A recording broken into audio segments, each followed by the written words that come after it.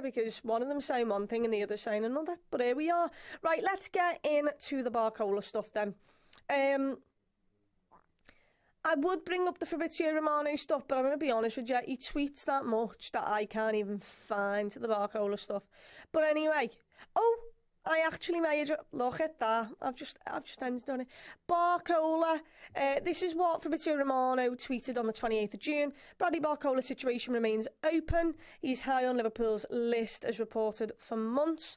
If Diamande and I can't say that other lad's name join PSG, Barcola's future could change. And then yesterday, Fabrizio Romano, 20 hours ago, put eyes and a France emoji, which then, you know, turned every Liverpool fan on Twitter up in flames, because what does that mean?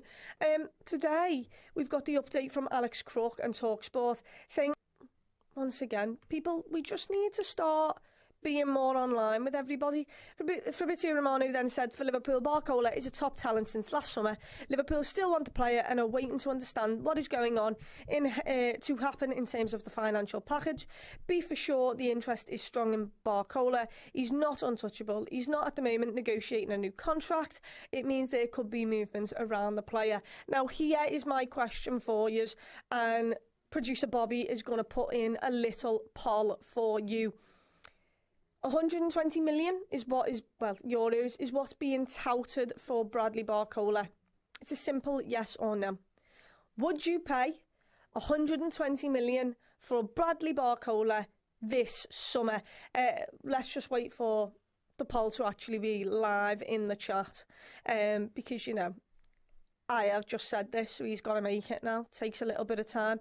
But he'll give me a shout when that's in the chat, and then you can all, you know, you can all bet on it.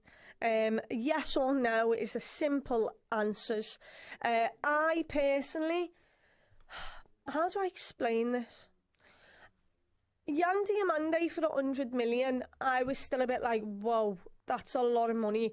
But I suppose you're paying for the future of the lad and his ceiling.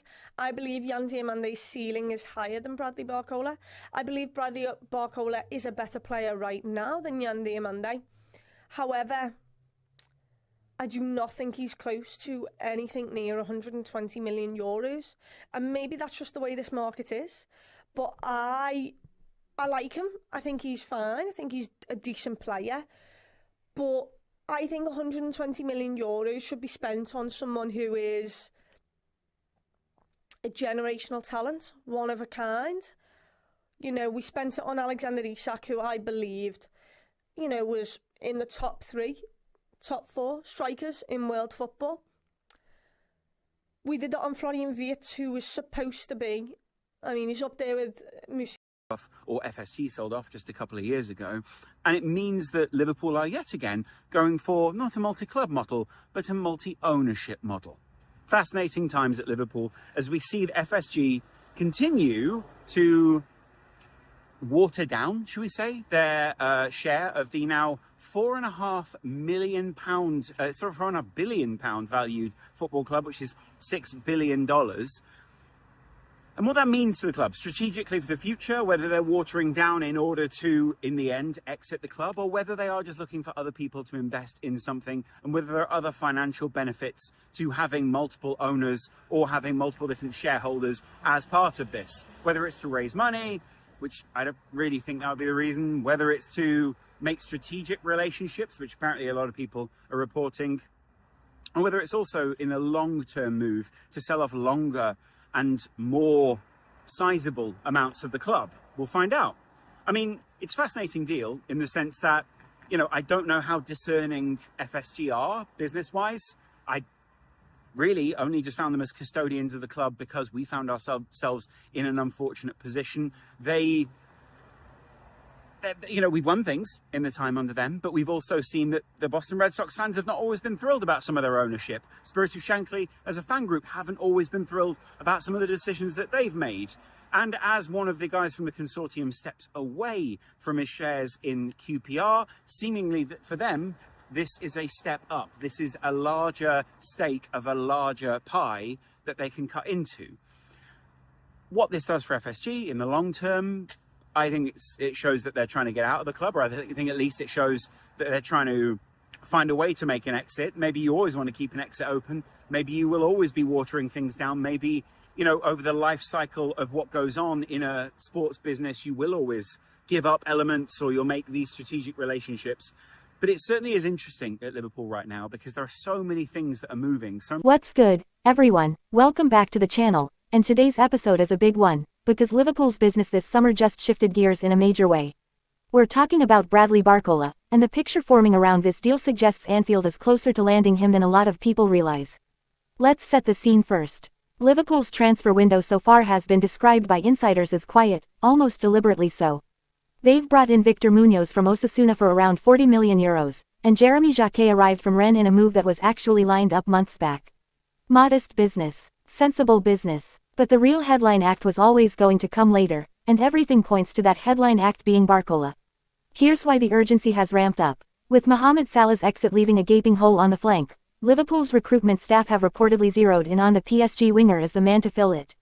And crucially, their other option, Yan Diomande, looks to be heading to Paris instead, which has effectively pushed Liverpool's full focus onto Barcola as their primary target. Now let's talk numbers, because this is where it gets interesting.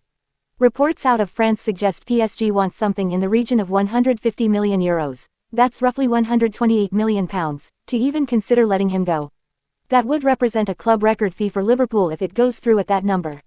But here's the twist. Multiple outlets are now reporting that Liverpool have already moved beyond just interest. They've reportedly launched direct club-to-club dialogue with PSG, and an opening bid in the region of £85 million has been floated as the Reds' first move in these negotiations. Financial expert Stefan Borson has gone as far as saying Liverpool will sign Barcola as a minimum this summer. Strong language, and it tells you where the smart money in the industry is sitting right now. And it's not just pundits talking. Fabrizio Romano, you know the name, you know what it means when he starts commenting on a deal, has already weighed in on the Barcola situation, specifically addressing whether Arsenal might try to gatecrash Liverpool's move. Because yes, this isn't a two-way race between Liverpool and PSG's asking price. Arsenal have also been credited with interest, and Manchester United have reportedly been given an opportunity to enter the picture too. So while Liverpool look to be out in front, this one isn't fully secured just yet. David Ornstein has also been in the mix here, reportedly indicating he'd expect Barcola to push for the move if it comes together, which, if you know the transfer merry-go-round, is often the kind of signal that precedes real momentum. So where does that leave us? Liverpool have gone from cautious spenders to a club, ready to spend big, in their own words, with Barcola sitting right at the center of that pivot. The stumbling block remains PSG's valuation. Paris are playing hardball, and getting from an £85 million opener to a fee north of £100 million, possibly approaching that £150 million ask, is going to take real negotiation.